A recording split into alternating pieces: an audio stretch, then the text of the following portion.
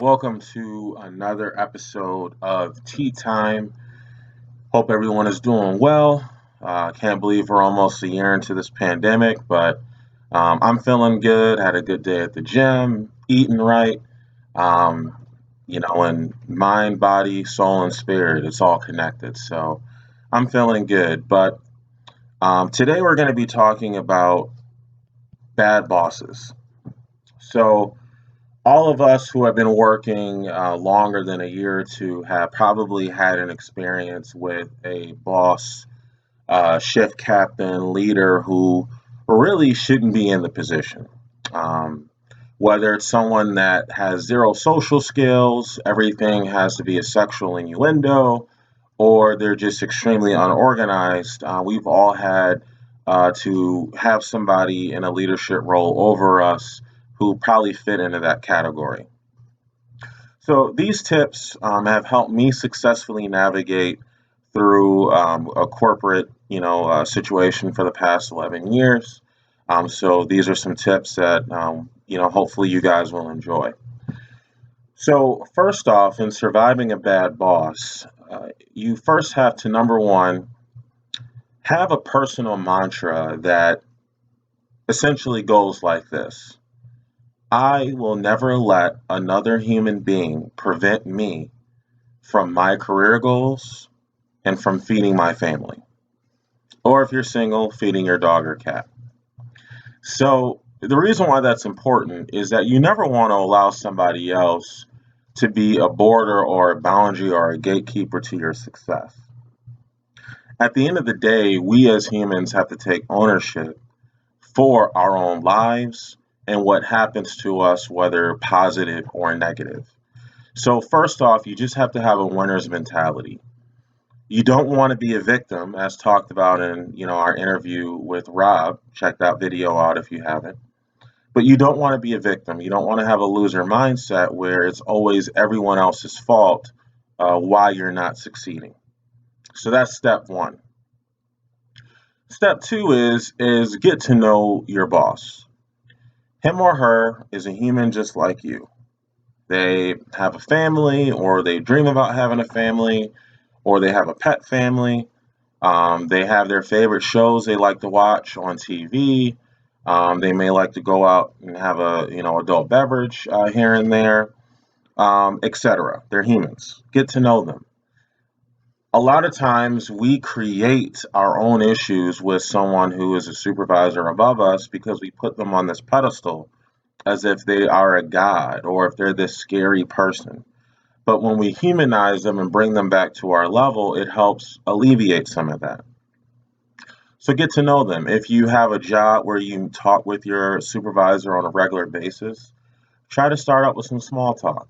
If you notice a photo of them with their spouse or significant other or with their pets, talk about it, bring it up. Hey, I see, a picture with your husband or wife there. You guys look so happy. How long have you guys been married? Um, I see your, cute little pug there. What's your pug's name? Was he a rescue? Did you get him from a breeder? Building that rapport is huge with your supervisor because then it makes their job easier because if they get to know you on a friendly level, they may even reach out to you as an ally.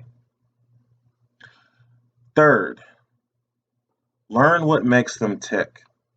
Learn what, keeps them up at night. When the boss above them comes in, what are they worried about? What are they motivated by? These are all things that can assist you. What are their likes and dislikes?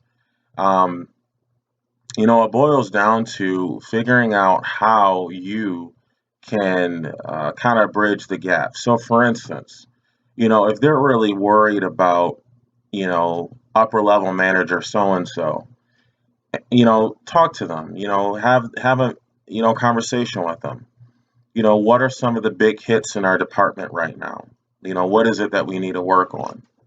And then offer to take on a champion role for that particular item, that the upper manager is worried about to build an allied relationship with your leader.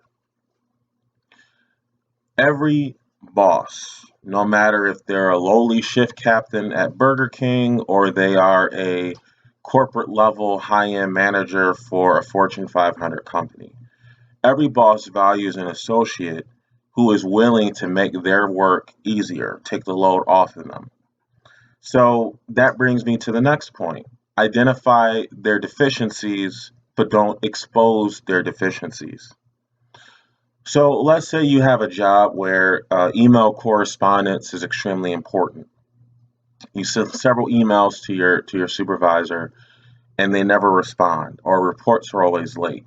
Well, going above them and then complaining to someone else is going to embarrass them, anger them, and then could put you in a worse off situation.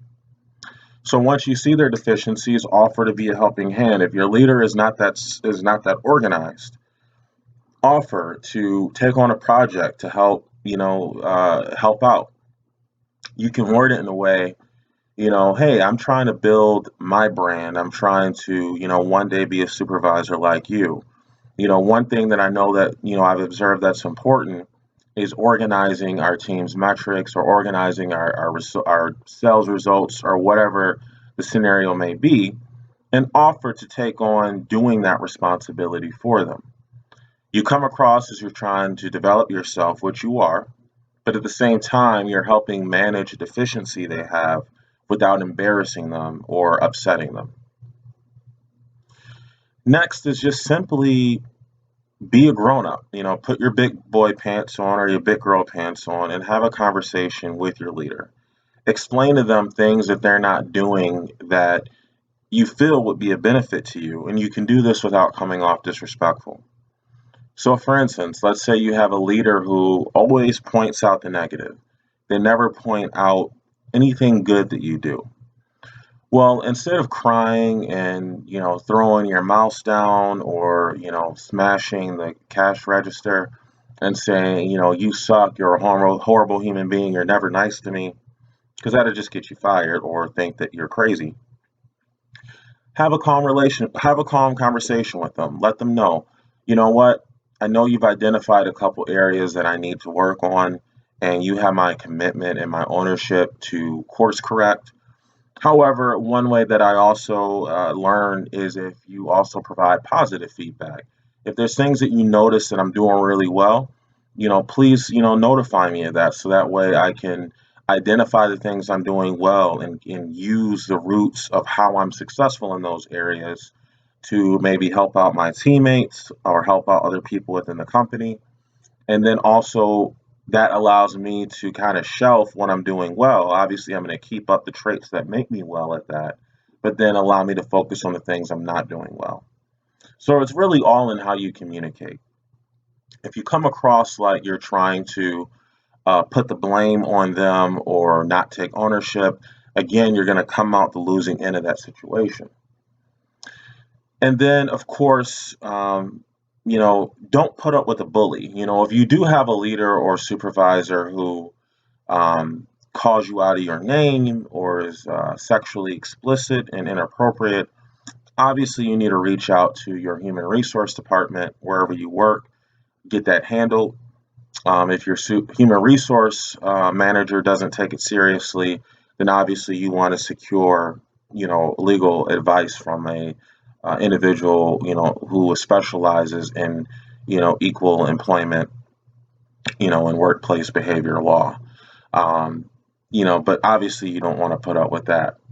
But the biggest takeaway, from this video is always take a negative and turn it into a positive. I'll repeat that. Take a negative and turn it into a positive. This goes back to my entry statement about that mantra. Don't allow another human being to be a reason for you not hitting your goals and you not feeding your family. Identify areas in which you can be more relatable, build camaraderie, build rapport, get to know them, figure out what makes them tick, and then use those opportunities to take on champion roles to, essentially help alleviate some of those deficiencies. And then lastly, you got to think to what we've talked about, throughout my series is, are you in your right calling? Are you in your high calling or your low calling? If it's a job that is medial or a job that you know doesn't fit within your personality and within your goals and desires, it could just be that you're miserable in your job. It doesn't matter if you had Mr. Rogers as your supervisor. If you're working somewhere that you really disdain and you hate, every little thing your supervisor does is going to be magnified beyond reality. So, also, too, if you really think you have a boss that is that bad, take an opportunity to really think, digest, and figure out, is this job right for me? If it's not right for you, please watch my first video and take those steps needed to figure out, what it is that you want to do, whether it be an entrepreneur, start your own business, or whether it be switch careers that fits more aligned with your higher calling, and what you're good at. So I hope this video was helpful. Please comment. Let me know if there's any particular topics you'd like to see me tackle. And as always, like and subscribe. Thanks for watching another episode of Tea Time.